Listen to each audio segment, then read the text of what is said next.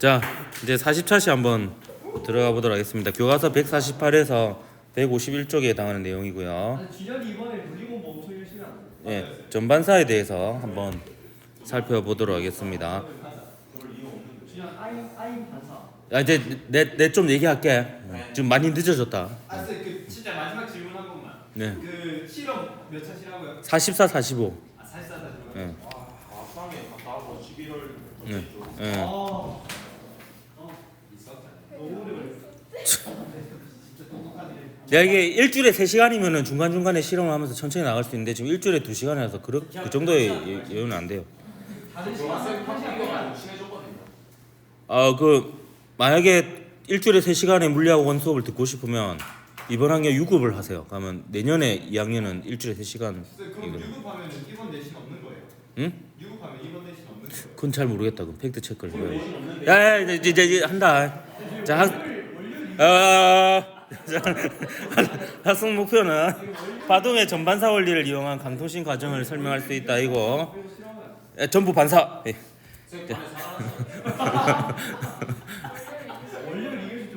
왜? 헛소리 하지 말고. 자, 전반사 같은 경우에는 지난 시간에 배운 굴절에 이어지는 부분으로 관련이 굉장히 깊습니다. 일단 전반사가 되는 상황을 한번 보여주도록 할게요. 요게 이제 전반사가 되고 있는 상황이라 볼 수 있는데, 요게 프리즘이고요. 공기에서 유리로 들어간 빛이 유리하고 공기 사이의 경계면에서 전반사에서 이렇게 가고 있는 이런 모습입니다. 그래서 여기 보면 굴절되어 가지고 요 경계면을 투과하는 빛은 하나도 안 보이죠. 그래서 이렇게 보통은 매질의 경계면에서 일부는 굴절하고 일부는 반사하는데 이거는 전부 반사되고 있는 이런 경우입니다. 그래서 이처럼 입사각을 점점 늘리다 보면은 이때는 보면은 일부는 굴절하고 일부는 반사하거든요. 근데 어느 순간에 되면 이제 굴절하는 빛이 하나도 없게 되는 순간이 생겨요. 그때 갑자기 반사하는 빛이 갑자기 탁 세집니다. 그래서 이 순간이 이제 전반사하는 순간이다라고 볼 수가 있는데, 요거에 대해서 오늘 설명을 하도록 하겠습니다. 우선 물에서 공기 쪽으로 어떤 빛이 단색광이 지나간다라고 합시다. 이때 요게 입사각이고 요게 굴절각이거든요. 근데 지난 시간에 굴절의 법칙 배웠을 텐데 V1분의 사인 세타 1은 V2분의 사인 세타 2입니다. 그래서 공기 이렇게 정해지면 물속에서의 빛의 속력 V1, 그다음에 공기 중에서의 빛의 속력 V2는 상수로 정해집니다. 얘는 이제 변하지 않는 값이고요. 근데 세타 1이 커지면 세타 2도 커지겠죠. V1분의 사인 세타 1은 V2분의 사인 세타 2니까 세타 1이 커지면 세타 2도 커지게 됩니다. 그래서 입사각이 커지면 굴절각도 커지게 되죠. 그래서 입사각을 점점 크게 하다 보면 굴절각이 딱 90도가 되는 순간이 있어요. 그때의 입사각을 임계각이라고 합니다. 임계각. 예. 그래서 전반사라고 하면은 일단 이 임계각인 상황, 그러니까 굴절각이 90도인 순간을 이제 떠올리면은 일단 요 임계각이 존재해야지 전반사가 되거든요. 그렇기 때문에 임계각하고 90도를 비교해 보면 무조건 90도가 더 커요. 90도가 가장 법선과 이루는 각 중에서 가장 큰 각도니까. 그래서 속력이 느린 쪽에서 빠른 쪽으로 가야지만 요 임계각이 일단 존재를 합니다. 근데 굴절의 법칙을 써보면 뭐 그러는 좀.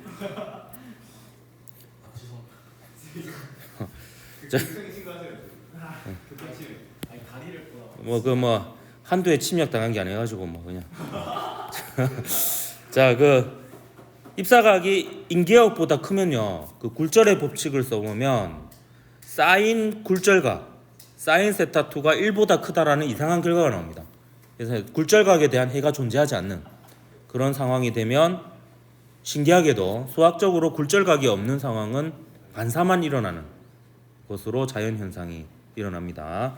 그래서 이 순간이 전반사가 되고 있는 순간이다 볼 수 있습니다. 입사각이 임계각보다 클 때 전반사가 일어납니다. 그럼 임계각이 일어나는 상황에 대해서 굴절의 법칙을 한번 써보도록 할게요. 굴절률을 이용한 스넬의 법칙을 써보면 N1 사인 임계각은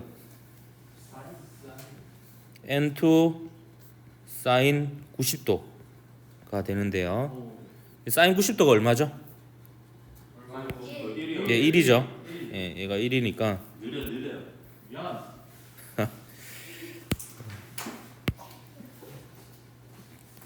뭐 마스크를 씌울 수도 없고. 자, 사인 세타 C에 대해서 정리를 해보면 사인 세타 C는 N1분의 N2가 되고요. N1은 V1분의 C가 되고 N2는 V2분의 C가 되니까 이게 속력으로 치면 이제 거꾸로죠. V2분의 V1이 됩니다. 그러니까 인계각이 존재할 조건은 얘가 1보다 작으면 되는 거죠. 사인 값이 존재할 조건이 1보다 작을 조건이죠. 그렇게 되면 잘 보면 1에서 이쪽으로 가니까요. 굴절률이 큰 쪽에서 작은 쪽으로, 속력이 느린 쪽에서 빠른 쪽으로 가야지만 인계각이 존재를 합니다. 그러니까 인계각이 존재하는 상황에서 요 입사각이 인계각보다 크면 전반사가 됩니다. 야, 그만해라. 그 자 가져와. 그 물리시 우리 과학실에 있는 건데. 몰래 가져올래. 이게 전반사가 되는 범위입니다. 그래서 입사각이 이제 입사각이 인계각보다 크면 전반사가 된다라고 볼 수 있습니다. 자, 그럼 여기다 좀 필기를 좀 해볼게요. 뭐냐하면 자, 이게 다 같은 말입니다. 전반사가 잘 된다. 전반사가 잘 된다라는 의미는 자, 물어볼게요. 인계각이 크다라는 겁니까? 작다라는 겁니까? 작다. 예, 작다라는 겁니다. 왜냐하면 인계각이 작아야지 전반사가 되는 범위가 넓습니다. 인계각이 50도면요. 50도를 넘어가야지만 전반사가 되거든요. 50도에서 90도 사이가 전반사가 되는데 인계각이 30도면은 30도에서 90도 사이에 전반사가 이루어집니다. 그렇기 때문에 전반사가 잘 된다라는 것은 인계각이 작다라는 의미가 되고요. 인계각이 작다라는 것은 또 어떤 의미를 가지냐면 매질 1과 매질 2에 속력의 차이가 크다. 혹은 굴절률의 차이가 크다. 이렇게 볼 수 있습니다. 속력 대신에 굴절률을 쓸 수도 있겠습니다. 그러면 무조건 인계각은 90도보다 작잖아요. 그럼 이 둘 사이의 각도가 크다라는 의미잖아요. 그 사이가 각도가 차이가 크면 그만큼 인계각이 작다라는 거고, 인계각이 작다라는 것은 전반사가 되는 범위가 넓은 거다. 이렇게 볼 수 있습니다. 그래서 이게 다 같은 말입니다. 그래서 문제에서 인계각이 크냐 작냐를 물어보거든요. 어떤 두 가지 상황을 놓고요. 그러면은 그 굴절률 차이가 큰 상황이, 속력의 차이가 큰 상황이 인계각이 더 작은 상황이다. 이렇게 볼 수가 있습니다. 그래서 일단 전반사가 되려면 최소한 인계각이 존재해야 됩니다. 인계각이 존재해야 되니까 인계각 90도 하면 90도가 더 크죠. 그렇기 때문에 속력이 항상 느린 쪽에서 빠른 쪽으로 입사를 해야지만 인계각 90도. 그래서 이제 인계각이 존재를 합니다. 그러니까 거꾸로 공기에서 물러가면 어떤 각도에서든지 굴절과 반사가 다 일어납니다. 전반사가 될 수 있는 상황이 없습니다. 물에서 공기 쪽으로 가야지만 전반사가 될 가능성이 있습니다. 굴절률로 치면 굴절률이 큰 쪽에서 작은 쪽으로 가야지만 전반사가 이루어집니다. 그래서 이 조건이 바로 인계각이 존재할 조건하고 같습니다. 인계각이 존재할 조건과 같고, 근데 이게 이제 1차 조건이고요. 인계각이 존재하는 상황에서 입사각이 인계각보다 커야지만 전반사가 일어난다. 이렇게 보면 되겠습니다. 그래서 저는 어떤 느낌으로 기억을 하냐면 일단 이걸 기억을 해요. 입사각이 인계각일 때 굴절각이 90도이다. 그러면 입사각이 인계각보다 작으면 굴절각은 90도보다 작다. 이거는 가능해요. 그러면 이제 굴절이 되는데요. 그럼 전반사가 안 되는 거고요.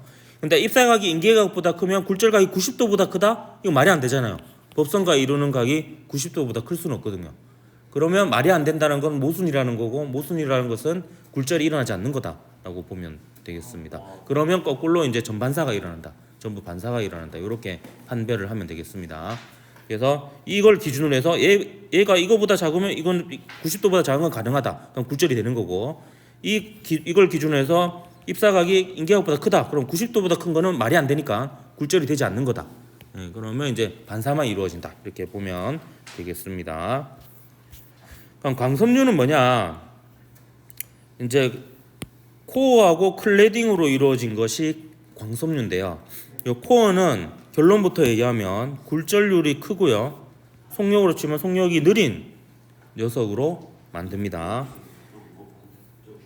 이게 덧대서 그림을 그려보면 지금 얘가 법선이잖아요. 이게 매질의 경계면이고, 그럼 얘는 지금 요 입사각이 인계각보다 큰 상황이에요. 인계각보다 큰 상황이니까 인계각인 상황을 그림을 이렇게 그려보면 이렇게 됩니다. 그럼 90도 인계각 이렇게 비교해보면 인계각보다 무조건 90도가 크잖아요. 그래서 속력이 느린 쪽에서 빠른 쪽, 즉 코어에서 속력이 클레딩에서 속력보다 느리고요. 굴절률은 더 큽니다. 그래서 이 코어는 어떤 물질로 만들어지냐면 굴절률이 굉장히 크고 굉장히 투명한 물질로 만들어져요. 왜냐하면 이렇게 하면 일단 반사에 의한 빛 손실은 없다라고 보면 됩니다. 전부 반사되니까. 근데 이제 얘가 투명하지 못하면 이 빛이 이제 산란하면서 손실되는 것들이 생겨요. 그래서 광섬유로 쓰이는 물질은 얼마나 투명한 걸 쓰냐면 아무리 맑은 계곡물도 한 10m, 20m 밑에는 점점 안 보이기 시작하거든요. 유리는요?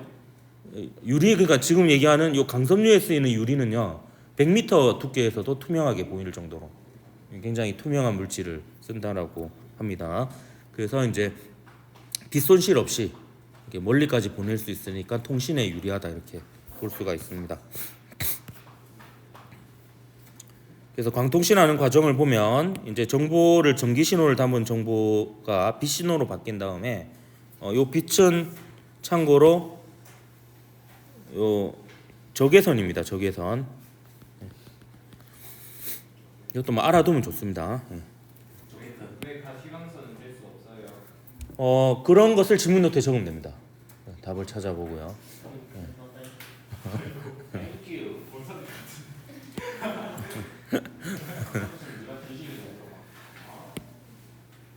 적외선을 쓰는 이유를 한번 찾아보십시오. 예, 제가 모르는 걸 얼렁뚱땅 이제 이런 식으로 돌렸습니다.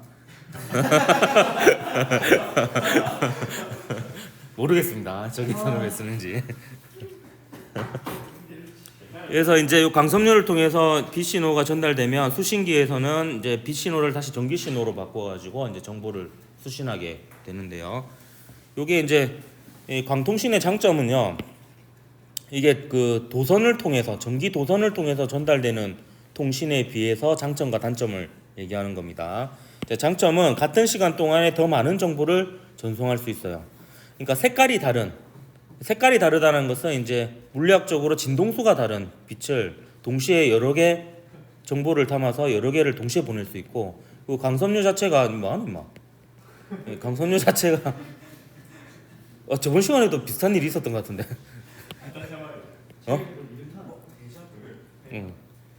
그 뭐 하다 했나? 그 강섬유가 보통은 이제 케이블 안에 여러 가닥이 들어 있거든요. 그래서 그 여러 정보를 동시에 주고 받을 수 있다는 점이 있습니다.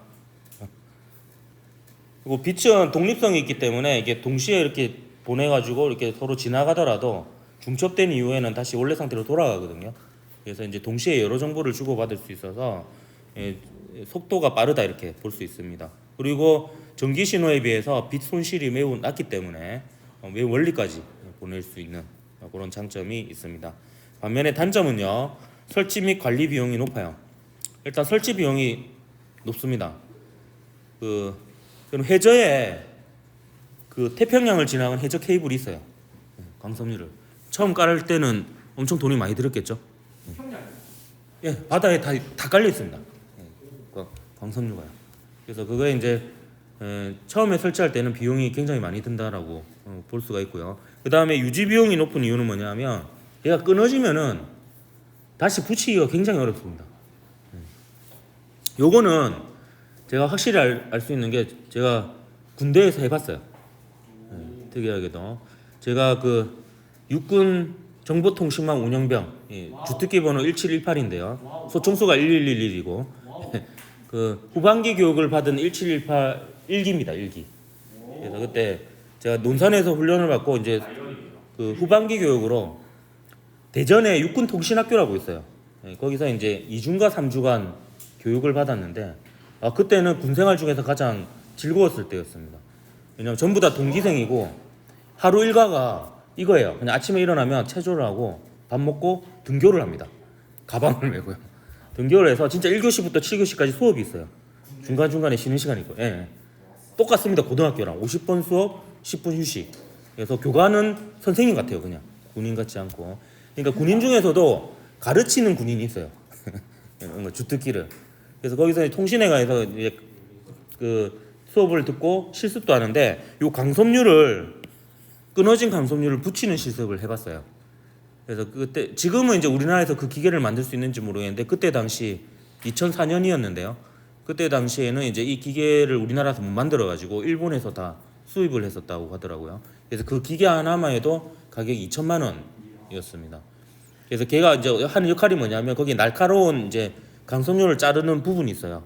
거기에 물러서 강섭률을 일단 깨끗하게 자릅니다. 깨끗하게 자른 다음에 그 두 개를 붙인 상태에서 순간적으로 열을 가해요. 그럼 강섭류가 주로 유리로 이루어져 있잖아요. 그럼 얘가 순간적으로 녹았다가 굳으면서 붙어버립니다. 그렇게 해서 이제 접속을 시키고 빛이 몇 퍼센트 투과하는지 한 번 더 확인을 해요. 그래서 99.9%인가 99.99% 이상 통과되어야지 제대로 접속이 된 거예요. 그래서 이게 시간도 많이 걸리고 장비 자체도 비싸고 그 과정 자체가 매우 까다롭습니다. 그에 비해서 그 전기 도선 같은 경우에는 그냥 피부 까가지고 대충 꼬아가지고 전기 테이프로 돌리면 접속이 됩니다. 그래서 그거에 비해서는 이제 얘가 이제 끊어진 것을 붙이기 어렵기 때문에 이런 곳곳에 보면은 이곳에는 광 케이블이 깔려 있습니다라고 이렇게 표시되는 편말이 있을 거예요. 거기는 함부로 땅을 파지 말라는 겁니다. 땅을 파다가 끊길 수가 있거든요. 그래서 그런 이제 단점이 있습니다. 요거는 이제 여러 가지 전반사 형상인데요. 수족관 우리 집에도 거북이여서 수족관이 있는데요. 여기 밑에서 이렇게 쳐다보면 이게 전반사 돼가지고 거북이가 2마리인데 4마리처럼 보여요. 이렇게 떠가지고. 그리고 프리즘을 이렇게 이용하는 이유는 매우 투명한 프리즘을 이용하면 이게 반사하는 과정에서 손실이 없습니다. 전부 다 전반사 일어나기 때문에. 왜냐하면 유리에서 공기 사이의 인계각이 45도보다 작아요. 그래서 45도가 되면은 이제 인계각보다 큰 상황이니까 전부 반사가 일어나서 반사에 의한 손실은 없다라고 볼 수 있습니다. 그래서 투명하게만 완벽하게 만들면 빛 손실 없이 빛의 경로를 바꿀 수 있는 부분이 있고 쌍안경이나 망원경 같은데 이제 이런 게 들어갑니다.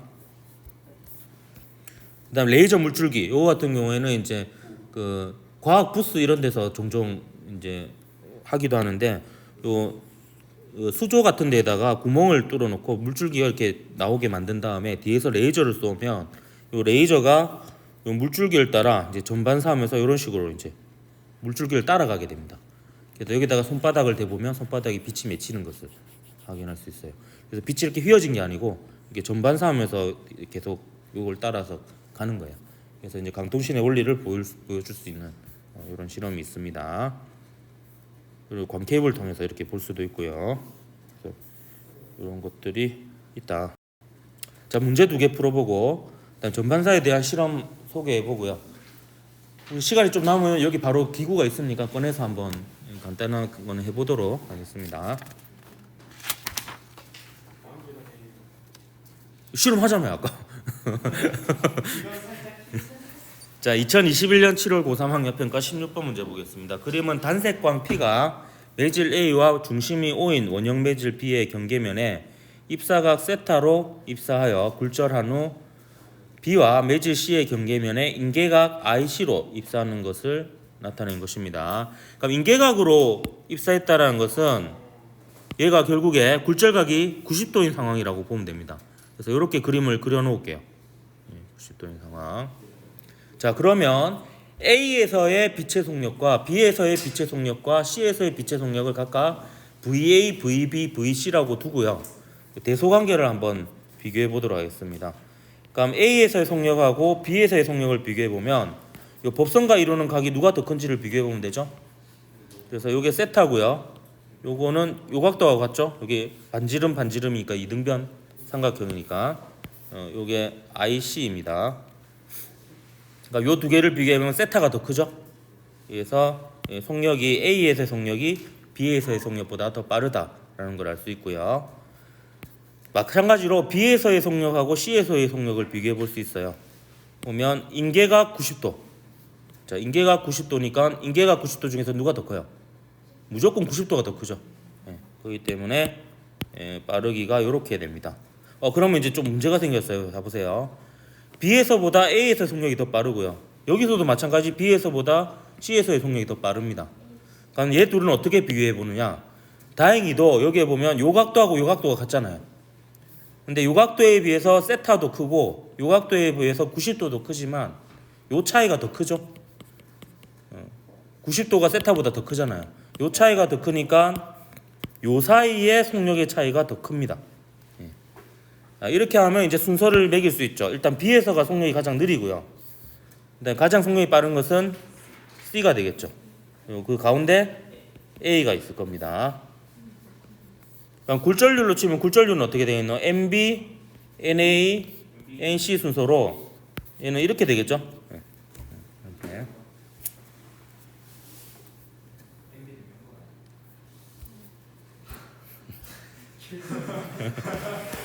자, 기억 보겠습니다. 자, 파장은 V 꼴 람다 F니까 F는 변화가 없거든요. 그러니까 F는 A에서 B로 C로 가는 동안에 계속 변화가 없고 일정합니다. 그렇기 때문에 V는 람다하고 비례합니다. 따라서 파장은 속도하고 똑같이 보면 됩니다. 그래서 A에서의 파장이 B에서의 파장보다 더 길다. 이렇게 볼 수가 있죠. 그래서 기억은 맞고요. 일단 니은 세타가 작아지면 P는 B와 C의 경계면에서 전반사한다 했는데 한번 살펴보겠습니다. 자, 세타가 작아져요. 세타가 작아지면 입사각이 작아지니까 굴절각도 어떻게 되겠습니까? 굴절각도 작아집니다. 그럼 이 각도도 작아지죠? 그럼 이 각도가 원래 인계각이었는데 인계각보다 더 작아져요. 입사각이 인계각보다 작으면 굴절각도 90도보다 작아지면 이거는 모순이 아니죠. 가능하죠. 그럼 굴절이 되는 겁니다. 굴절이 된다는 것은 전반사로 치면은 전반사는 되지 않는다라고 볼 수가 있죠. 굴절각이 존재할 수 있는 조건, 굴절각이 90도보다 작은 조건이 되면 전반사하지 않습니다. 굴절하는 빛이 있습니다. 그래서 이유는 틀렸고요. 클레딩을 A로 사용한 감소료, 자, A를 클레딩으로 했어요. A를 클레딩으로. 그러니까 클레딩은 코어를 감싸고 있는 부분이에요. 그럼 코어에서 클레딩으로 갔을 때 코어 쪽이 인계가, 클레딩 쪽이 90도예요. 그럼 코어 쪽이 클레딩보다 속력이 느려야 됩니다. 그럼 얘를 클레딩으로 했을 때 코어로 가능한 거는 뭐밖에 없어요? 클레딩이 90도인 상황입니다. 그렇죠? 요게 코어가 될 수밖에 없습니다. 항상 그걸 생각하세요. 인계각 90도. 인계각 90도니까 인계각이 90도보다 작습니다. 그래서 속력이 느린 쪽에서 빠른 쪽 가야 되니까 클레딩을 A로 했다면은 강속류의 코어로는 B밖에 가능하지 않습니다. 그래서 1번이 답이었던 문제였다. 자, 2021년 11월 수능 11번 문제 보겠습니다. 그림은 빛의 성질을 알아보는 실험이다. 이게 이제 44차 시쯤에 할 실험 내용이기도 합니다. 실험 과정 가 반원형 매질 ABC를 준비한다. 나 그림과 같이 반원형 매질을 서로 붙여놓고 단색광 P를 입사시켜 입사각과 굴절각을 측정한다. 그리고 실험 결과를 보면 이렇게 쭉 나와 있습니다. 그럼 자 보면요. 실험 1은 입사각 쪽이 A 그리고 굴절각 쪽이 B인 상황이고 2는 BC이고요. 3은 CA인 상황입니다. 그럼 이걸 한번 잘 분석해 봅시다. 자, A하고 B일 때 입사각하고 굴절각, 법선과 이론각을 비교해 보면 누가 더 큽니까? A 쪽이 더 크죠. 그 말은 A에서의 속력이 B에서의 속력보다 빠르다라는 것을 알 수가 있습니다. 자, B하고 C를 비교해 보아요. 30도, 25도. B 쪽이 법선과 이론각이 크죠? 그럼 B에서의 속력이 C에서의 속력보다 빠르다라는 것을 알 수가 있습니다. 그럼 요 두 결과로부터 알 수 있는 게 똘똘말이네요. 예. VA가 가장 빠르고 그 다음에 VB고 그 다음에 VC인 것을 알 수가 있습니다. 자, 그러면요, 얘는 C하고 A잖아요. C하고 A니까 C하고 A 중에서 누가 더 커야 돼요? 예, A 쪽이 더 커야 됩니다. 그래서 A는 최소한 일단 30도보다 커야 되는 그런 상황입니다. 근데 이 문제는 살짝 꼬았어요. 기억 보면 기억은 30도보다 크다면 쉽게 찾았을 텐데 45도보다 크다 이렇게 되어 있습니다. 그러면 이 자료에 45도를 참 찾아봐야 돼요. 45도가 어디 있는지 봤더니 여기에 45도가 있습니다. 그럼 여기 요게 A고요. 요 기억도 A잖아요. 이 두 개를 살짝 뒤집어 보세요. 그러니까 여기는 실험에 이 조합이 없는데 B하고 A 이렇게 해놓고요. 이렇게 해놓으면은 얘가 30도면은 얘가 45도가 되죠. 요 두 개를 뒤집은 것밖에 없습니다. 45도, 30도를 뒤집으면 30도, 45도가 되잖아요. 그러니까 자 보세요. 그러면 자 B하고 A를 비교해봐도 B보다 A가 더 커야 됩니다. 근데 B하고 A 사이하고 A하고 C 사이를 비교해보면 어디가 차이가 더 커요? C하고 A 사이가 차이가 더 크죠. 그렇기 때문에 요 둘 사이의 각도의 차이가 요 둘 사이의 각도의 차이보다 더 크다라고 볼 수 있습니다.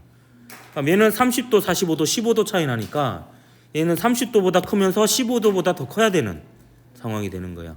그렇기 때문에 요 기억은 최종적으로 45도보다는 커야 되는 이런 상황이 되는 겁니다. 그래서 요거까지 해석할 수 있었느냐 하는 부분이어서 좀 어렵게 나왔던 문제입니다.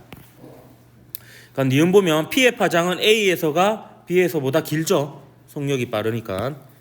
파장은 속력하고 똑같이 대소관계를 보면 됩니다. V는 람다 F인데 F는 광원에서 바꾸어주지 않는 이상 바뀌지 않습니다. 진행하는 동안에. 자 인계각은 잡을게요. 인계각은 P가 B에서 A로 진행할 때 제가 이걸 초록색으로 표시했습니다.